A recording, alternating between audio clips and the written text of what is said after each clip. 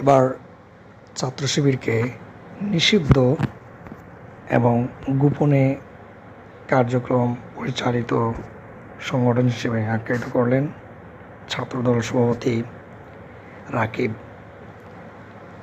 এই যে রাকিব, তিনি এই কথাটা বললেন, তিনি আসলে কি পরিচয় দিলেন আমি একজন সাধারণ মানুষ হিসেবে সেটা আসলে বুঝতে পারিনি। কারণ হচ্ছে তিনি সেম টু সেম ছাত্রলীগের মতো তিনি বক্তৃতা দিচ্ছেন। আসলে আমরা যেটা আগে থেকেই ভাবতেছি সেটাই, ছাত্রলীগ এবং ছাত্রদল মুদ্রার এপিঠ এবং অপিঠ।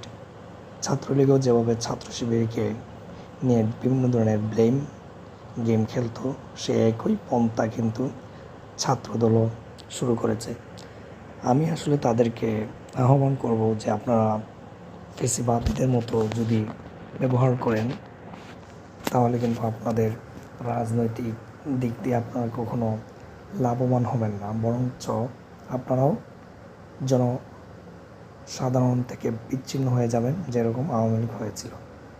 আমি যতটুকু জানতাম বিএনপির বা তাদের অঙ্গ সংগঠনের আসলে অনেক জনপ্রিয়তা ছিল, কিন্তু তাদের কার্যকলাপের কারণেই তারা তাদের জনপ্রিয়তা দিন দিন হারাচ্ছে।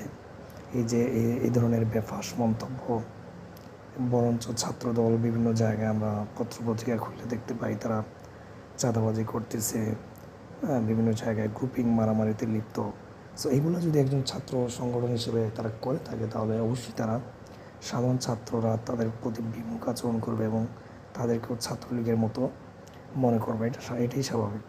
সো ছাত্রদলকে আমি উদাত্ত আহ্বান জানাবো, তারা যদি সুষ্ঠু তারা রাজনীতি করতে চায় তাহলে অবশ্যই করা উচিত, না হলে তারা ছাত্রলীগের মতো ফ্যাসিস্টবাদী পাবে এবং এই ধরনের রাজনীতি আসলে আমরা কখনো কাম্য করি না।